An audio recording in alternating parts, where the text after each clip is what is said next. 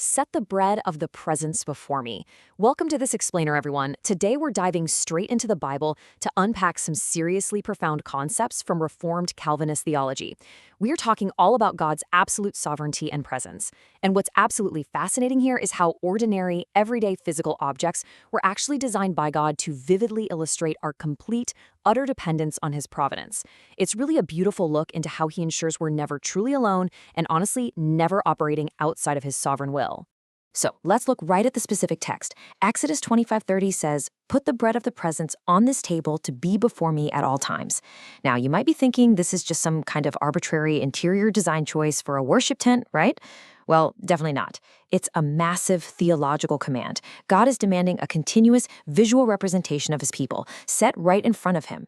It establishes right from the get-go that we are totally sustained by Him, and our lives are lived out entirely under His watchful, sovereign gaze. Okay, here's a quick look at our roadmap for today. We're going to outline the big picture first, starting with the historical context from the Bible. Then we'll dive into the details of the bread, followed by the details of the lampstand. After that, we'll compare provision and guidance, walk through a step-by-step process, and finally, look at the implications for college students. All right, let's jump right into part 1, historical context from the Bible. So what's really fascinating when you dig into the research is how the tabernacle proves God is deeply, intimately involved in every little detail. He actually desires His people to be constantly aware of Him. The Bible tells us that God gave incredibly specific instructions for the tabernacle. Why? Because He was establishing a literal dwelling place right in the middle of His people's camp. He is not some distant, detached deity who just, set the universe in motion and walked away.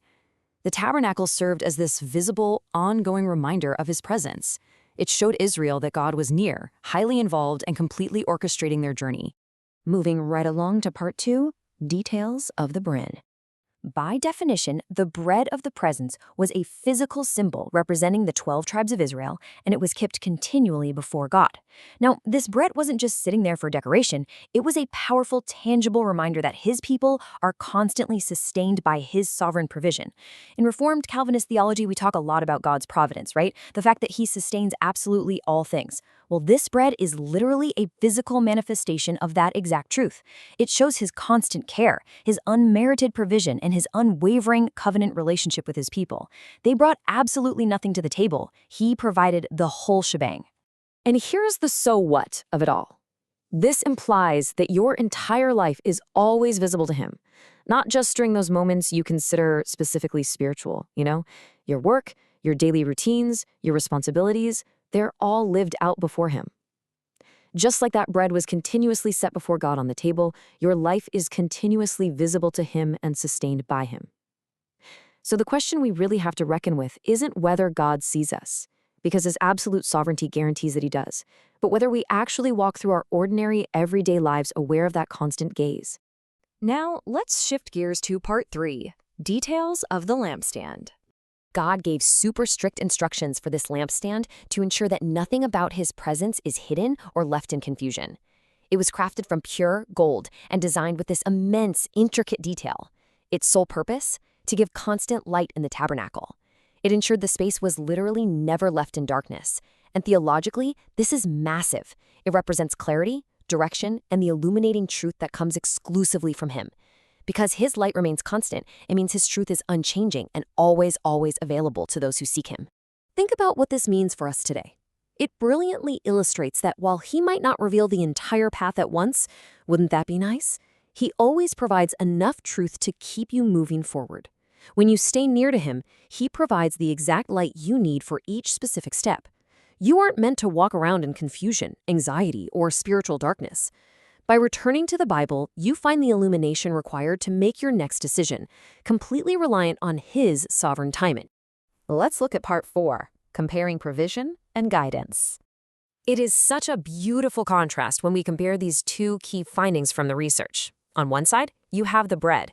This teaches us that our physical existence, our spiritual nourishment, and our continuous relationship with Him are entirely unmerited gifts of His grace. It's all about total dependence on His sustaining provision.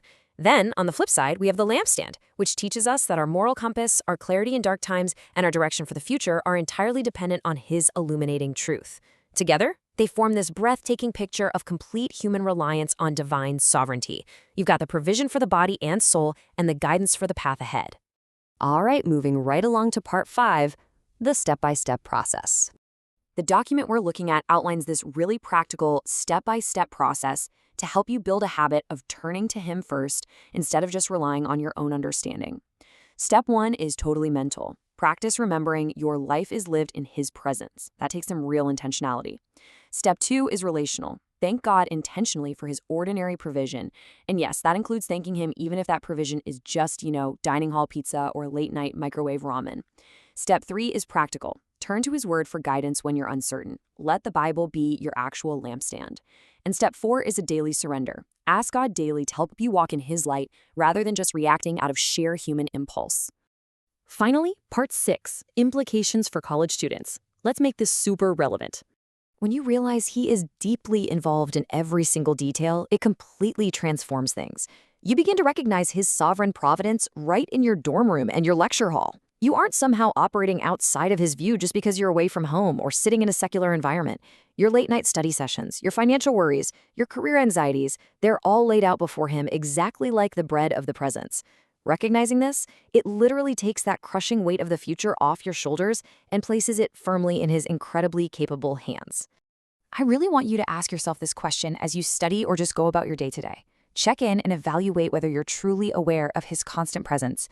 How would your daily routines actually change if you truly lived aware that your life is always before Him? I mean, would it alter the way you speak to your roommates? Would it change your level of integrity when you're taking an online test? Recognizing His absolute, sovereign gaze should radically reshape our daily habits, aligning our quiet, ordinary moments with His holy standards. So, where in your life right now do you need His light and guidance, and how can you actually seek it? Try to identify those areas of your college life that feel uncertain or confusing right now, and then intentionally ask Him to help you walk in His light. Maybe you're stressing over declaring a major or navigating a really difficult relationship. That's your area of darkness right now. So what do? Well, you look to the lampstand, you seek His light, you open the Bible and rely on His unfolding will to guide your path, just step by step, instead of frantically trying to figure the whole thing out entirely on your own. So to wrap up, the bread and the lampstand are these incredible, enduring symbols of a life totally submitted to God's absolute sovereignty. Our clear conclusion from the research is this: choose to live continually before Him. But I want to leave you with a final provocative thought to chew on as you head off to your next class. If you truly believed that your very next meal and your very next decision were entirely sustained by the Creator of the universe, what would you do differently today? Thank you so much for joining me for this explainer. Keep turning to the Word, stay curious, and never forget who sustains your every breath.